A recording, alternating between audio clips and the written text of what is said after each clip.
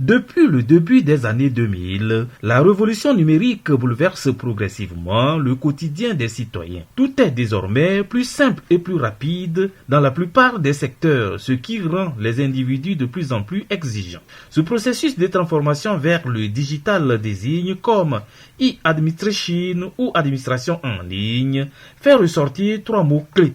Le besoin de simplicité, de rapidité et de proximité. Un processus que la commune Cloto 1 a mis en œuvre. Vous savez, depuis notre prise de fonction, nous avions constaté qu'il y a des déperditions au niveau de la collecte des taxes, au niveau du marché, au niveau des emprises, un peu partout. Alors, nous avions décidé d'abord de procéder à un recensement de notre assiette fiscale. C'est ce que nous avions fait. Et on a donc essayé de voir également, faire une évaluation de l'assiette fiscale pour savoir combien de femmes, de commerçants nous avons dans la ville, au niveau du marché, afin de pouvoir les redéployer au niveau du nouveau marché en construction. Et c'est ce que nous avions fait un peu partout. Et nous avions donc fait appel à un cabinet pour essayer donc d'évaluer l'assiette fiscale, ce qui nous permettra, au bout de 6 mois après, si c'est concluant, de passer donc à un appel d'offres national pour essayer de choisir donc un partenaire fiable qui dispose donc de tous les instruments pour essayer donc de pratiquer à une digitalisation effective. Parce que, qu'on le veuille ou pas, on finira par ça au jour d'aujourd'hui. Les méthodes traditionnelles sont archaïques et on est à l'heure de la numérisation. Donc il devient important que tout soit tracé. Pour une gestion saine et transparente dans la vente et collecte des tickets municipaux, le conseil municipal de Cloto 1 a délibéré que la gestion du marché, de la carrière de Yokwele et de la cascade du Womé soit confiée au cabinet HED.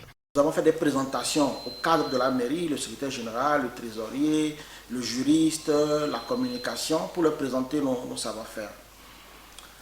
Je me rappelle que j'étais à Accra lorsque j'ai été appelé parce que le conseil communal avait pris une délibération, donc ce n'est même plus le maire, c'est le conseil qui a délibéré, qui a demandé que le travail nous soit confié pour une période d'essai. Donc en réalité, ce n'est pas un marché qui nous a été attribué. La mairie nous a sollicité pour les aider à faire une phase d'essai afin de pouvoir mettre en place le nécessaire pour un appel d'offres. Donc, après la délibération du conseil, le maire a pris un arrêté municipal qui précise que nous avions une période de 6 mois renouvelable une fois, période à l'issue de laquelle un appel d'offres devait être lancé maintenant pour passer le marché à un prestataire. Donc, notre arrivée ici, c'est une cooptation, on va dire d'abord du conseil, et puis ensuite un arrêté qui a précisé comment le travail devait se faire et les conditions dans lesquelles on devait travailler. Donc voilà pourquoi depuis 6 mois, nous avons travaillé ici sur chacune des taxes et voilà. Maintenant, notre rôle consistait à donner le maximum de traçabilité, de visibilité aux responsables de la mairie en ce qui concerne les recettes qui étaient collectées. Donc nous avions une double casquette. Il fallait mettre en place une équipe dimensionnée, évaluer les besoins réels en termes de ressources humaines, les déployer et puis derrière maintenant mettre en place une plateforme pour que toutes les collectes de taxes qui se faisaient puissent être suivies en temps réel depuis la mairie. Une visibilité journalière, hebdomadaire, mensuelle et puis globale sur l'ensemble des taxes. L'administration veut octroyer, par ses multiples démarches quotidiennes, faciliter une meilleure qualité de service. Eh bien, nos collecteurs des marchés, quand ils vont marcher, ils reviennent avec ce qu'ils veulent. Au jour d'aujourd'hui, quand on fait un zoning dans le marché, si j'ai 1000 personnes dans le marché est zoné, que je confie à une entité A, B et C, tu sais que dans ta zone, j'ai 200 commerçants. Ces 200 commerçants, s'ils me payent 100 francs, je dois ramener 20 000 francs. On est d'accord? Et tout est traçable. Un exemple simple pour la collecte des déchets. Quand on veut collecter les déchets chez toi, quand tu paies les taxes, directement, ça sonne au niveau du serveur qui est placé au niveau de la mairie. Et c'est une traçabilité. On sait qu'on est venu chez toi, on a ramassé les ordures, tu as payé tes francs. Qui peut mettre encore les fonds en poche? On est là, c'est pour pouvoir. La décentralisation est une très bonne chose que le chef de l'État a fait. Ça nous a permis au jour d'aujourd'hui de connaître les réalités de nos communes, les réalités de nos populations. Il faut maintenant investir. Il faut aider l'État. Parce que c'est en fonction de cette taxe-là qu'on peut maintenant granger, après donc les dépenses ordinaires qui sont les salaires, à pouvoir investir. Mais si des individus veulent mettre les fonds dans leur poche, on n'arriverait pas à payer les salaires. De deux, on ne pourra pas faire des investissements. Lorsqu'il y a une traçabilité, tout le monde est gagnant. Cascade de Wamé, comment se faisait la gestion de ce côté? Spécifique de la cascade de Wamé, la problématique en fait, il s'agissait de pouvoir contrôler à distance, parce que le site n'est pas en ville. Tout ce qui se faisait en termes de collecte des recettes, il fallait, parce que la cascade a un mode de fonctionnement qui varie en fonction du fait qu'on soit un expatrié, ou bien qu'on soit un Togolais, qu'on soit un enfant ou un adulte. Alors il fallait trouver le moyen à distance de pouvoir contrôler tout ce qui se faisait en termes de vente de tickets, qu'on s'assure que même si les ressources humaines sur place sont nos propres ressources, que le contrôle quand même il demeure. Donc nous avons placé une caméra automatique à détecteur de présence. Donc à chaque passage d'un être humain devant la caméra, elle s'allumait, prenait une photo, ce qui nous permettait de faire le point après du nombre de passages, ce qui a été déclaré comme recette et le nombre de personnes passées. Mais très vite, la caméra a été vandalisée. Un matin, on s'est retrouvé avec une caméra cassée. Allez comprendre à qui cela profite. Et donc, on a mis en place d'autres modes de contrôle pour pouvoir faire le travail. Les tickets de la cascade sont vendus 500 francs pour les enfants, 1000 francs pour les adultes et 2500 pour les expatriés. Ce qui fait 3 types de tickets différents. Nous sommes approvisionnés par la régie de la mairie. Donc, nous faisons une demande en fonction des quantités qui restent, en prévoyant un stock d'alerte. Et donc, quand le moment vient, nous faisons une demande auprès de la régie et la régie nous fait une dotation pour ces différents tickets-là que nous produisons, nous ramenons au niveau de la cascade. Et donc, les tickets sont vendus en tenant compte du fait qu'on soit togolais, enfant ou expatrié. Donc, en gros, voilà comment les ventes de tickets à la cascade se passent. Oui, cela va sans dire, puisque c'est des tickets à souche. Les tickets à souche qui sont cachetés. Voilà un peu comment ce que nous avons suivi en tout cas, le mode opératoire. Lorsque les tickets sont commandés, que les tickets sont livrés, la trésorerie de la préfecture, parce que le mode de fonctionnement, c'est que même si les recettes appartiennent à la mairie, elles sont gérées par la trésorerie préfectorale. Donc lorsque la mairie commande les tickets doivent transiter par la trésorerie de la préfecture qui doit mettre un sceau. Donc tous les tickets sont cachetés pour être authentifiés. Donc l'authentification des tickets se fait au niveau de la préfecture. Ce n'est même pas au niveau de la mairie. Ce n'est qu'après ce processus-là que nous, on reçoit les tickets et que nous pouvons désormais les vendre sur le site de la cascade. Comment s'organise alors la collaboration entre le village de Wamé et la mairie pour une gestion profitable pour le village? La gestion des tickets, disons, on donne les tickets par personne, c'est-à-dire les adultes, et c'est à 1000 francs, et les enfants sont à 500, c'est-à-dire les Togolais ça. Ben, si la personne n'est pas togolaise, elle vient les non-togolais, c'est à 2500. Il y a 2 registres, il y a un qui appartient au village, il y a aussi un qui appartient à la mairie. Ce que moi j'enregistre ici doit être conforme à ce que le monsieur de la mairie enregistre. Tout se passe bien. Il y a une attente, c'est la collaboration, on travaille en famille. S'il y a quelque chose à dire, j'invite les gens partout dans le monde à visiter la cascade de Wamé, parce que la cascade de Wamé c'est exceptionnel. C'est parfois nous avons 2 registres, un qui appartient au village, c'est-à-dire au comité, c'est-à-dire au CVD, et un autre qui appartient à la commune, à la mairie de Palimé. Donc c'est comme des schémas d'écriture. Donc il a sa méthode de les passer, moi aussi, c'est-à-dire d'enregistrer les entrées. Donc moi aussi, et en fin de journée, on fait la comparaison pour voir s'il n'y a pas d'écart, s'il y a d'écart, quelle est la cause, d'où vient l'erreur, voir comment faire la situation avant de se séparer. Nous avons les tickets, c'est-à-dire les carnets de tickets. Et on donne le ticket, la souche reste chez nous. Et c'est avec ça qu'on ira faire la situation à nos chefs. Nous prenons ceci par exemple, vous allez voir que ça c'est un exemple de ticket de format expatrié. Voilà, donc si vous prenez, vous allez voir que le début, le premier numéro doit être ici et le dernier ici. Maintenant, si nous fouillons, vous allez voir que ça quitte de ce numéro jusqu'à celui. Moi, lorsqu'on m'a remis, j'ai fouillé du début jusqu'à la fin. Il n'y a pas de doublon de numéro. Bon, il n'y a pas de numéro répété ou il n'y a pas d'autre chose. Au jour d'aujourd'hui, quand vous arrivez donc à la cascade de Wami, ce qu'on avait fait, une caméra qui est reliée donc à un serveur chez nous et tout le monde est flashé. Donc on sait s'il y a 100 personnes qui sont passées au niveau de la cascade, ce qui suppose voilà tel montant de tickets vendus. Et malheureusement, les gens ont détruit la caméra parce que ça dérangeait certains. Le village de Wami, sur toutes les ventes mensuelles, a une ristourne de 20% qu'on leur alloue. C'est ce que la loi nous autorise. Parce que le CVD qui travaille donc avec la mairie est comme un apporteur d'affaires. Donc la loi nous autorise à payer des ristournes à tous ceux qui nous envoient. Mais la mairie va directement à la communauté. Mais à la fois dernière à la réunion à laquelle on a tous, la délégation de Wami a assisté, on a fait l'état des lieux, le montant sur les 6 ou 8 mois, la ristourne qu'il leur a allouée, mais on les a obligés à ouvrir un compte avec une signature à toi, et sur lequel les fonds seront logés.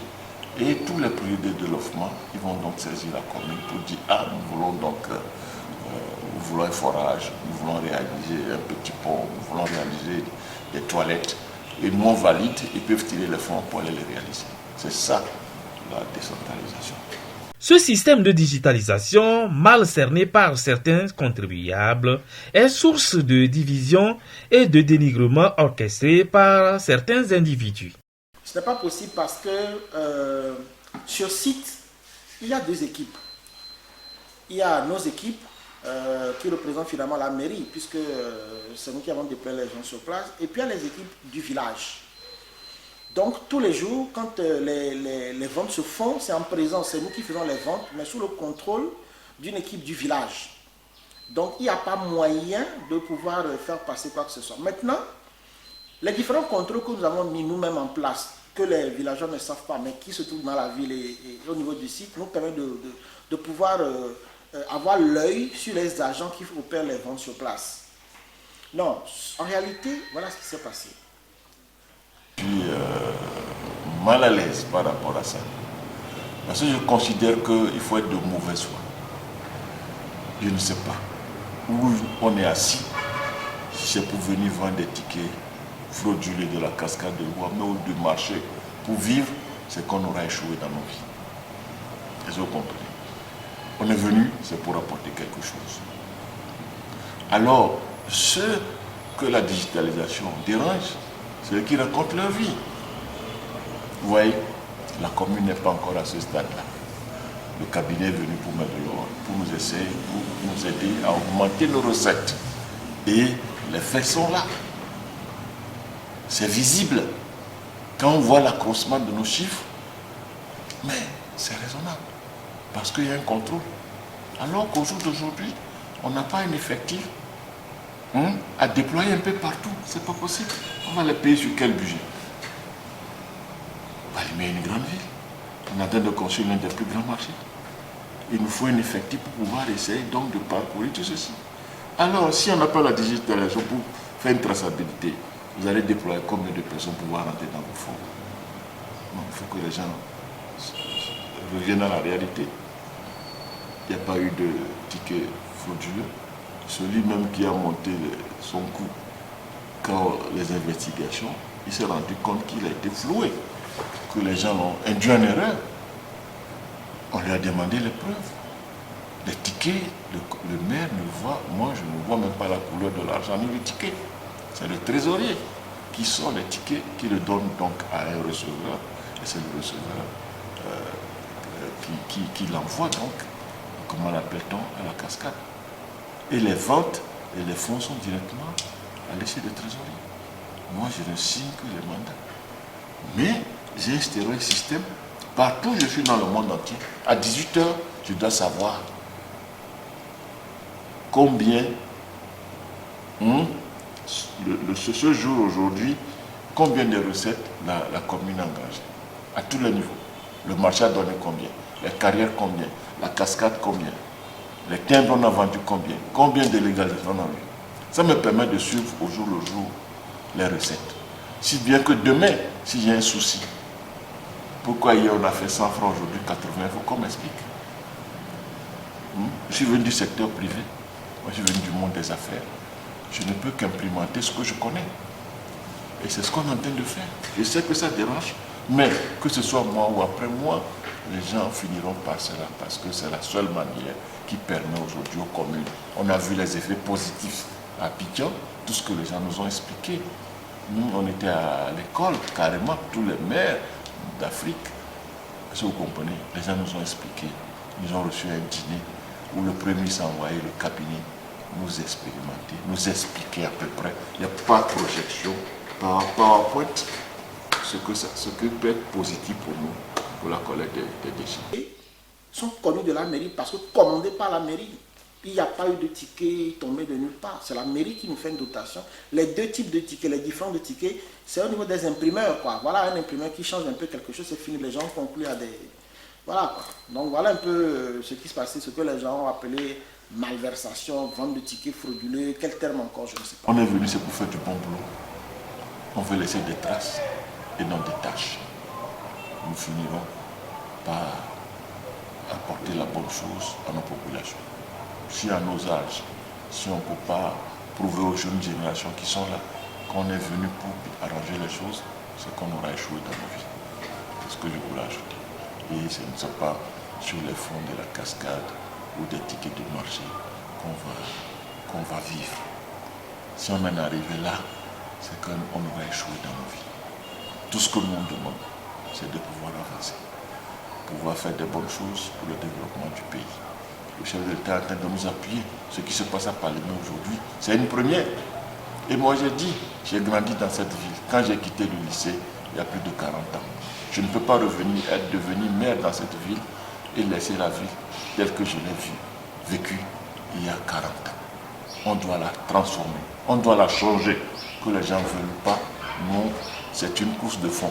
L'essentiel est d'arriver à destination. Voilà ce que je voulais dire. Si on devait retourner sur le travail de la cascade, je pense qu'il faudrait qu'on ait les coudées franches. Parce que c'est vrai qu'il y a des antécédents entre la commune et puis les villageois. De par des discussions, des échanges qu'ils ont eu. Je ne suis pas la voix la plus autorisée pour en parler. Mais je sais qu'il y a quand même un certain nombre de divergences de points de vue.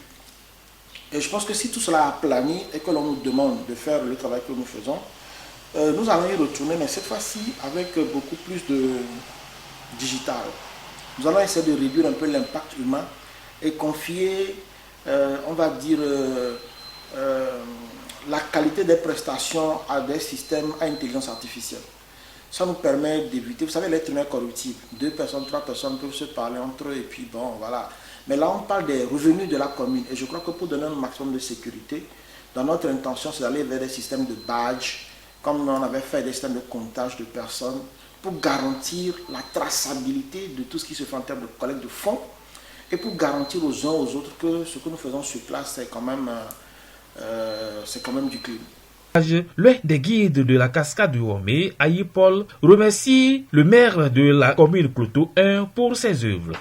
Pour la route, pour aller à la cascade de Womé et voir la cascade, c'est Dobaché, le maire Cloto 1. Les gens, leurs choses de compromettants,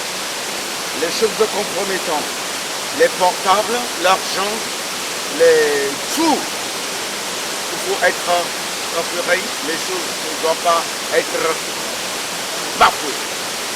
Celui qui ne vient pas à la cascade de Womé pour venir voir avec ses yeux, quand on lui dit, ou bien il voit ça aux vidéos, il n'a rien fait.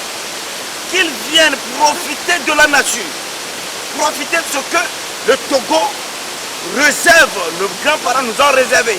ils doivent venir. Leur vie ne sera pas en danger, mais plutôt leur vie sera augmentée